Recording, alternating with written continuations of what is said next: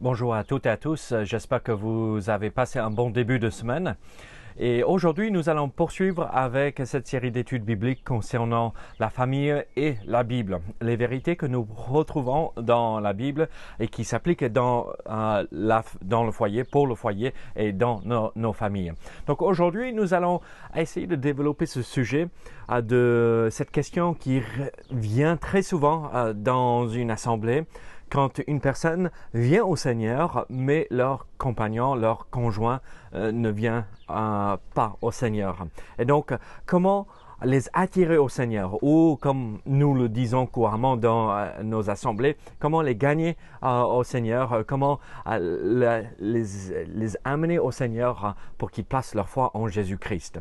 Et donc, c'est un sujet qui est important pour nous à comprendre au sein de nos églises, nos assemblées, mais aussi c'est un sujet douloureux aussi pour ceux qui ont une femme ou un mari qui n'est pas sauvé.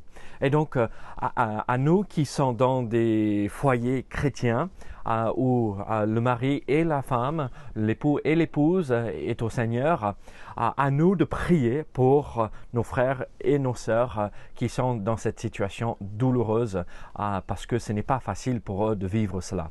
Et je suis témoin de ce que ça peut être dans une vie. Mes deux grands-pères ne sont pas venus au Seigneur quand mes grands-mères se sont converties.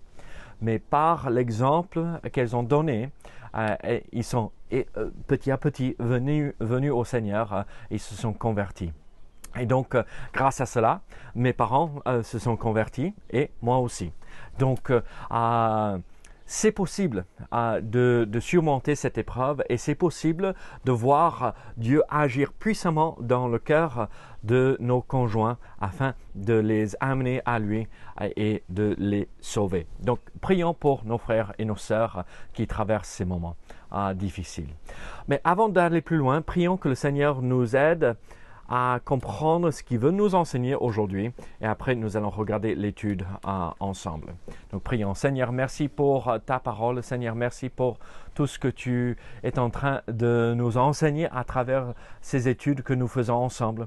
Seigneur, dirige aujourd'hui afin que nous puissions comprendre ces vérités et les appliquer dans notre vie si nous sommes mariés avec un époux ou une épouse qui n'est pas à toi. Et si nous sommes dans un foyer qui t'appartient, Seigneur, aide-nous à encourager les autres autour de nous qui ne se retrouvent pas dans cette même situation que nous, et pour qu'ils ne soient pas, ou pour qu'ils ne se sentent pas isolés et seuls et abandonnés, mais qu'ils sachent que nous sommes là et nous formons une grande famille, la famille de Dieu. Et nous voulons les encourager dans leur épreuve aussi. Au nom de Jésus. Amen.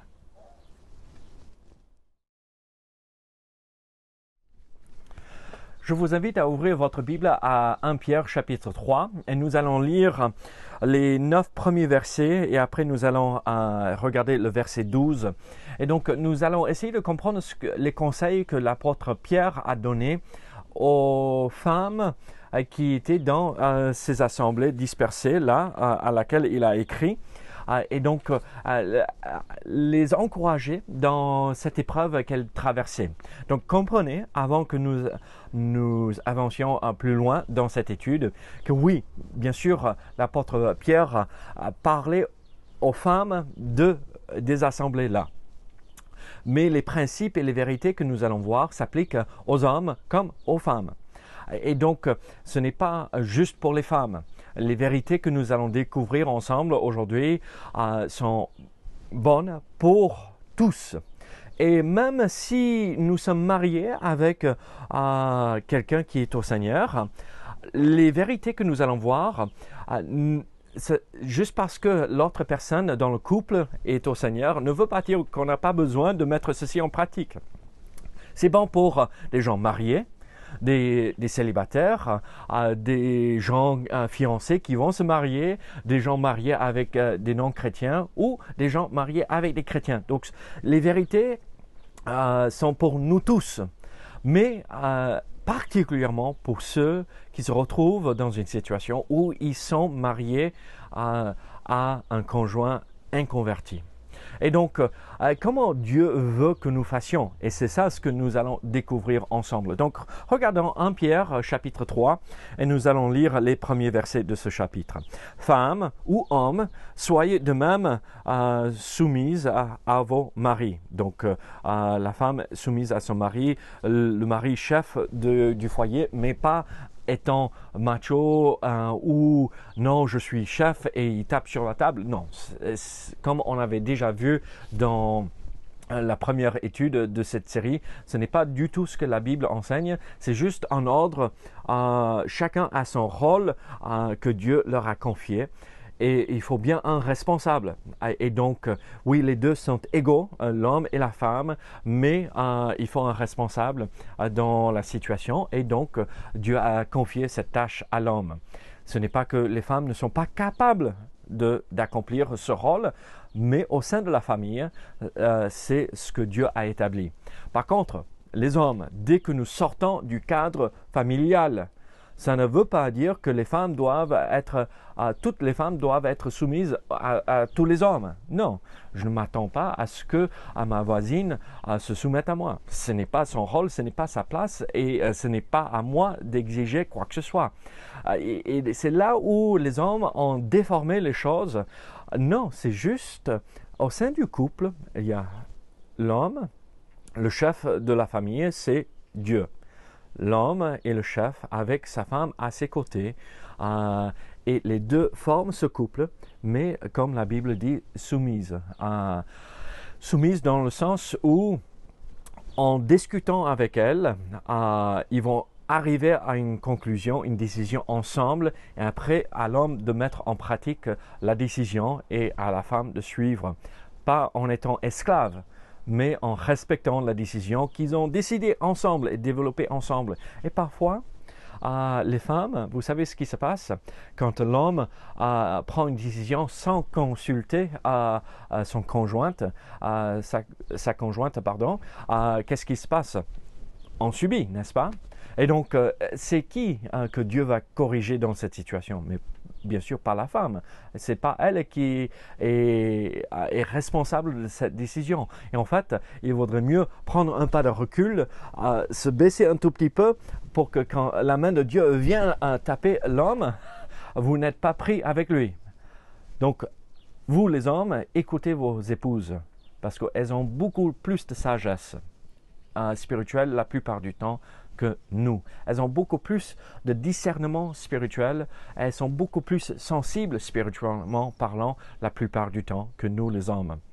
Et donc, c'est une raison pour laquelle Pierre s'adresse aux femmes. Parce qu'en règle générale, les femmes sont beaucoup plus sensibles aux choses spirituelles, donc elles vont venir plus rapidement au Seigneur. Et les hommes, on est têtus, on est aveugles, on ne sait rien du tout ce qui se passe autour de nous. Et on ne se rend pas compte de nos besoins spirituels.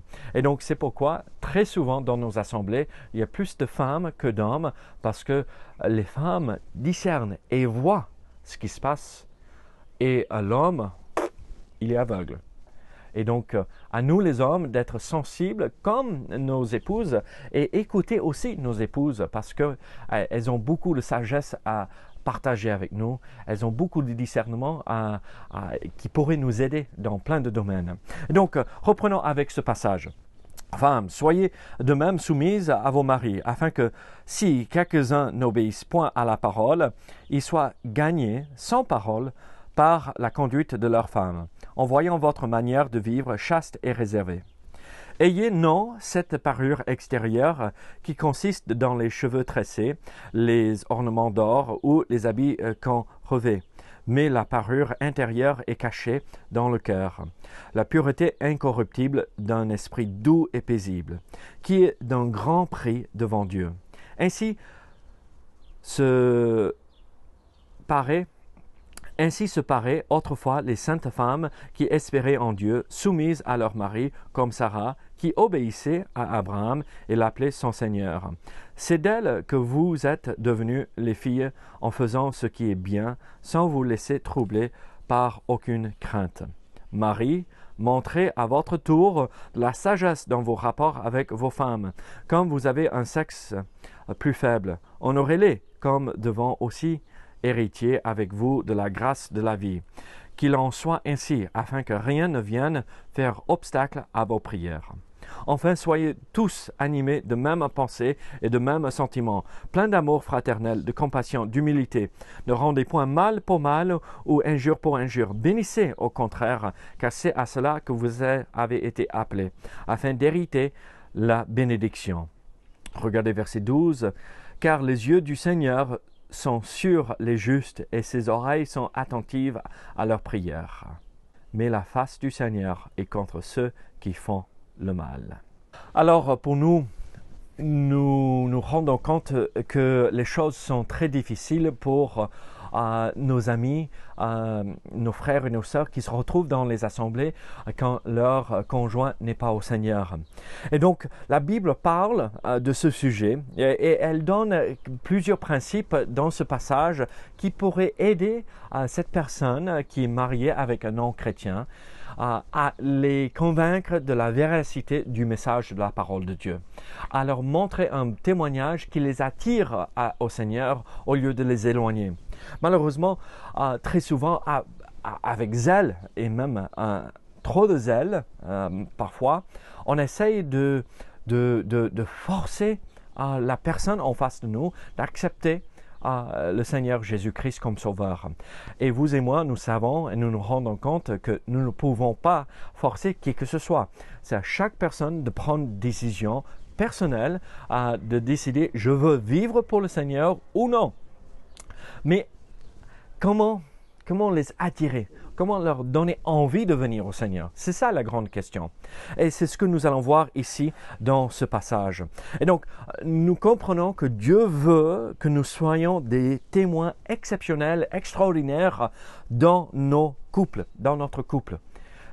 Et alors, si nous sommes ces témoins merveilleux, nous allons petit à petit les attirer et leur faire comprendre à travers notre témoignage ces choses merveilleuses de Dieu. Alors, comment faire pour gagner son conjoint au Seigneur? Nous voyons la première chose dans le verset 1er de ce chapitre. Regardez. Femmes, soyez de même soumises à vos maris, afin que si quelques-uns n'obéissent point à la parole, ils soient gagnés sans parole par la conduite de leurs femmes. Donc, hommes, soyez des hommes ou des maris exemplaires, afin que si quelques-unes n'obéissent point à la parole, elles soient gagnées sans parole par la conduite de leur mari. C'est ça l'idée. Et donc, qu'est-ce que nous retrouvons, qu'est-ce que moi je vois dans ce verset? Ce n'est pas forcément l'idée de la soumission qu'on veut développer, on va peut-être voir ça dans une autre étude, mais c'est cette idée, la conduite et la façon que nous nous comportons. Et en fait, regardez à la fin de ce verset, ils soient gagnés sans parole par la conduite de leur femme ou leur mari. La conduite de la personne va attirer ou repousser l'autre en face. Et donc, en fait, ce que moi je trouve ici, c'est que comment on va les gagner au Seigneur, c'est en étant agréable, ou on peut apprécier la personne et on apprécie passer du temps avec la personne parce que ça nous fait du bien d'être autour de cette personne. Et ça, c'est bon pour les personnes mariées et les personnes non mariées aussi, ce principe. Et donc, au lieu d'être amer avec la situation où notre conjoint n'est pas au Seigneur et on est fâché, même frustré avec Dieu par rapport à cela, et même on devient frustré avec notre conjoint parce que cette personne n'écoute pas la voix du Seigneur et vous avez vu ça, c'est malheureux. Ce n'est pas ça ce qui va attirer la personne au Seigneur. Ils vont dire, mais si c'est ça, le comportement des chrétiens, ça m'intéresse pas du tout. Alors, au lieu d'être amer avec la situation, il vaudrait mieux chercher la face du Seigneur. Et par notre conduite, on les attire. Et on est appelé à être humble et doux d'esprit, comme nous allons voir plus tard. Vous savez, au lieu de faire des remarques continuelles et marteler chaque fois, il faut ceci, il faut cela. Ah, mais vous ne croyez pas en Dieu, donc vous ne pouvez pas comprendre pourquoi je fais ceci. Ah, tu fais pas, tu ne comprends pas, Dieu n'est pas en toi, ceci. Et vous savez ce qui va se passer? À la fin, la personne va dire, j'en ai marre. Je veux plus savoir, je veux plus entendre parler de cela, laisse-moi tranquille, tu m'enquiquines avec ceci, arrête de parler. En fait, une attitude agréable, une conduite honorable devant Dieu peut attirer notre conjoint ou le conjoint sans même avoir besoin de dire un seul mot. Vous savez, parfois, il vaudrait mieux se taire et laisser Dieu agir à travers notre témoignage que de continuer à parler. Une photo, on a ce dicton en anglais. A picture is worth 1,000 words. Une photo vaut plus que 1000 mots. Une image pour illustrer a plus de valeur que toutes les paroles qu'on pourrait utiliser pour expliquer ce que nous voyons. Et en fait, il vaudrait mieux que votre témoignage montre ce que c'est être chrétien que d'essayer de toujours expliquer par des paroles qui agacent, qui frustrent. Le témoignage est plus fort très souvent dans un couple que les paroles. Donc soyons humbles. Ne cherchons pas toujours à avoir raison. Ne cherchons pas toujours à revenir et marteler chaque jour le message de l'Évangile. Même si c'est important, mais il vaudrait mieux, par le témoignage, les gagner qu'ils se braquent contre le message pour dire « je ne veux plus jamais entendre quoi que ce soit ». Alors, qu'est-ce que nous voyons aussi? Il y a ce principe, il faut avoir, comment dirais-je, comment les gagner au Seigneur en étant agréable, que la personne apprécie passer du temps avec le chrétien. Mais aussi comment les gagner au Seigneur en ayant un caractère exemplaire. Regardez versets 2 à 4. En voyant votre manière de vivre chaste et réservée, ayez non cette parure extérieure qui consiste dans les cheveux tressés, les ornements d'or ou les habits qu'on revêt, mais la parure intérieure est cachée dans le cœur, la pureté incorruptible d'un esprit doux et paisible, qui est d'un grand prix devant Dieu.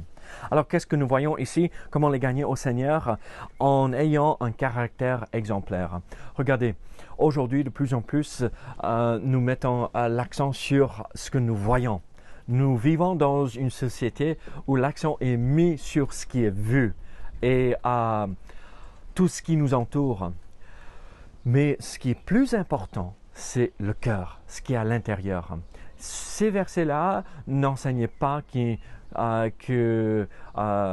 n'enseigne pas qu'il ne faut pas mettre des bijoux ou un collier ou des bagues en or et tout cela. Mais ce que l'apôtre Pierre est en train de dire, vaut mieux avoir l'intérieur en or que d'être recouvert d'or et avoir ses vêtements somptueux.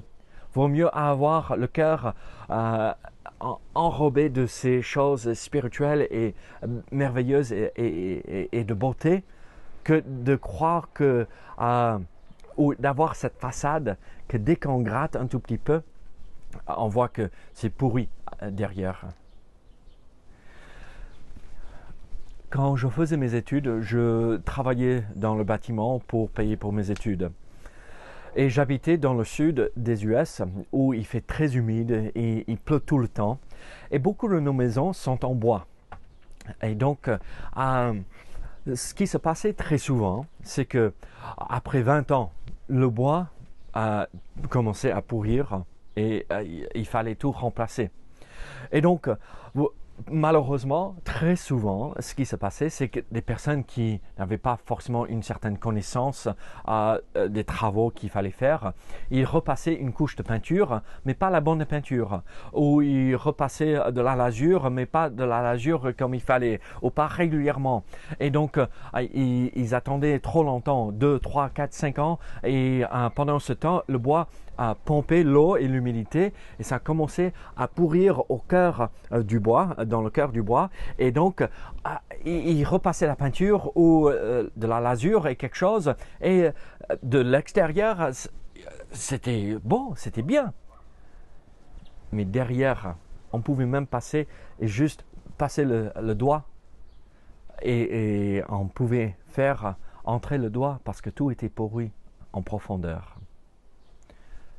Vous et moi, en tant que chrétiens, on ne devrait pas agir et faire comme cela.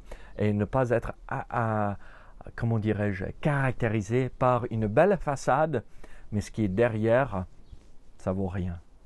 Vaut mieux avoir l'intérieur qui honore le Seigneur que d'avoir une belle extérieure. Il faut avoir ce caractère exemplaire que ton oui soit oui et ton non soit non, que toujours agréable comme nous avons vu avec ce premier point, ce premier principe que nous avons vu. Alors, oui, il faut s'entretenir l'extérieur physique et tout cela, mais il vaut mieux entretenir l'âme et l'esprit. C'est ça ce qui est le plus important. Qu'est-ce que nous voyons de plus? Nous voyons deux principes de plus. Regardez versets 5 à 9.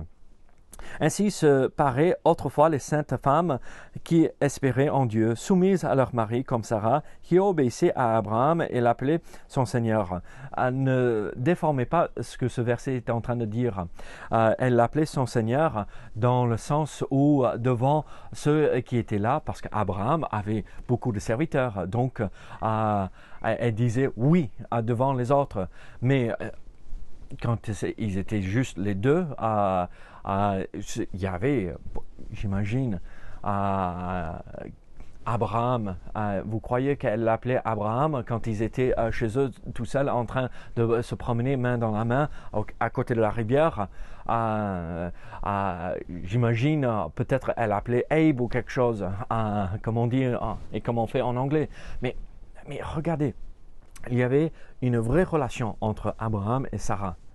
Et donc, devant les autres, il y avait un certain comportement à tenir, surtout à l'époque. Les choses étaient complètement différentes à l'époque. Aujourd'hui, on vit à une époque où les choses sont beaucoup plus faciles. Donc, on n'exige pas forcément ce même comportement. Mais il y avait quand même le respect en place. Mais ça tranche des deux côtés. Marie, vous ne pouvez pas exiger le respect. Elle doit être donnée librement. Mais elle ne va jamais être donnée librement si vous ne méritez pas le respect. Et donc, à vous de vous comporter correctement et après votre femme fera comme il faut. Mais comment elle a fait? Comment Sarah a fait? Elle a eu un comportement louable. Regardez. On continue à lire. C'est d'elle que vous êtes devenues les filles, en faisant ce qui est bien, sans vous laisser troubler par aucune crainte. Crainte de son mari, du juste, la peur. Non. Une vraie relation sans fonder sur la peur. Qu'est-ce que nous voyons de plus? Marie montre à votre tour de la sagesse dans vos rapports avec vos femmes, comme nous avons vu la dernière fois, comme avec un sexe plus faible physiquement, mais pas spirituellement et mentalement. Et parfois même, certaines femmes sont plus fortes que nous, physiquement. Honorez-les comme devant aussi héritiers avec vous de la grâce de la vie. Qu'il en soit ainsi, afin que rien ne vienne faire obstacle à vos prières. Enfin, soyez tous animés de même pensée et de même sentiment, plein d'amour fraternel, de compassion, d'humilité. Ne rendez point mal pour mal ou injure pour injure. Bénissez au contraire, car c'est à cela que vous avez été appelés, afin d'hériter la bénédiction. Regardez, qu'est-ce que nous voyons ici dans ces quelques versets que nous venons de lire? En fait, Sarah est l'exemple à suivre, n'est-ce pas? Mais voici ce que nous voyons. C'est surtout les versets 8 et 9 qu'il faut mettre en pratique afin d'attirer ce conjoint qui n'est pas au Seigneur. Regardez, soyez tous animés de même pensée, de même sentiment, pleins d'amour fraternel, de compassion, d'humilité. Ne rendez point mal pour mal ou injure pour injure. Parfois, nous avons affaire à des personnes difficiles oh là, c'est compliqué, n'est-ce pas, parfois? Mais vous savez, comme je vous ai dit, ma grand-mère, mes deux grands-mères se sont converties et après mes grands-pères. Mais un de mes grands-pères s'est converti assez tôt, assez rapidement, quelques années après ma grand-mère. Et donc, ils ont pu, mon père raconte comment il a vu cette transformation dans la vie de son père. Vers 5 ans, à l'âge de 5 ans, il a vu son père, au lieu de sortir et de boire et de vivre une vie païenne, il retrouvait son père là quand il descendait la nuit pour chercher un verre d'eau ou quelque chose, au lieu d'être là avec une bière, être là avec sa Bible en train de prier. Et donc, ça a marqué cette transformation. Pourquoi? Parce que ma grand-mère, avec son témoignage, a vu son mari touché par le message de l'Évangile et il est venu au Seigneur. Mais mon autre grand-mère, elle a prié pendant plus de 40 ans pour le salut de mon grand-père. Mais à travers le témoignage de ma grand-mère, les autres chrétiens autour, il est venu au Seigneur. Et tout au long de sa vie, elle avait ce témoignage qu'elle était douce, humble. Et comme nous voyons, elle ne rendait pas point mal pour mal. Quand mon grand-père était saoul, quand il rentrait tard le vendredi ou samedi soir, après avoir touché son salaire, sa paye, et après avoir tout dépensé, elle a tenu sa langue. Elle a su répondre correctement, d'une façon qui honorait le Seigneur. Et cela a marqué. Alors, nous aussi, à nous de faire pareil. Alors, il faut avoir un comportement louable, un comportement qui honore le Seigneur, même quand on se retrouve dans une situation compliquée, et même une situation qu'on ne mérite pas à vivre. Mais c'est là où on se retrouve. Alors à nous de persévérer et attendre pour voir comment le Seigneur agira. Il y a un dernier principe. Donc, il faut avoir un comportement louable. Il faut avoir un caractère exemplaire. Il faut être agréable et on apprécie passer du temps avec cette personne. Mais regardez verset 12. Car les yeux du Seigneur sont sur les justes et ses oreilles sont attentives à leurs prières. Mais la face du Seigneur est contre ceux qui font le mal. Alors, comment faut-il faire? Comment faut-il agir? Comment faire pour attirer nos conjoints au Seigneur? En priant. En priant. Ses oreilles sont attentives à leurs prières. Dieu écoute, il exauce les prières de ses enfants. Peut-être il va répondre comme ça, le jour au lendemain. Ou peut-être il va falloir prier pendant plus de 40 ans, comme ma grand-mère a prié. Et ma mère aussi. Et moi aussi. Alors, est-ce que vous priez? Ou est-ce que vous avez perdu espoir? Et vous cherchez la face du Seigneur chaque jour à travers la prière. Cherchez le Seigneur et priez. Mais ne restez pas seul dans la prière. Impliquez d'autres personnes dans la prière. Allez chercher cette âme sœur qui va vous soutenir dans la prière et qu'elle va aussi prier pour votre conjoint, qu'il vienne au Seigneur. Priez chaque jour pour votre conjoint et aussi demandez aux autres frères et sœurs de prier avec vous pour eux. Alors, je sais que ce n'est pas facile. La vie de couple avec quelqu'un qui ne reconnaît pas Christ comme son sauveur. Mais ça ne veut pas dire que vous vivez une vie d'échec. Ça ne veut pas dire que vous ne pouvez pas vivre une vie épanouie. Ça ne veut pas dire que vous ne pouvez pas voir la victoire dans ce domaine. Mais ce qui va faire en sorte que vous voyez votre conjoint venir au Seigneur, c'est ces 4 principes que nous avons vus ensemble aujourd'hui. Est-ce que ça assure et garantit? Non. Mais ça enlèvera quelques barrières qui l'empêchent de venir. Alors à nous de faire notre part et après confier le reste au Seigneur et voir et attendre pour voir comment Dieu agira puissamment. Prions ensemble. Seigneur, merci pour ta parole qui nous encourage. Seigneur, aide-nous à suivre ces conseils que nous retrouvons dans ce passage. Au nom de Jésus. Amen. Que Dieu vous bénisse et vous garde et à très bientôt pour un des cultes de l'Église ce week-end. Dieu voulant. Au revoir.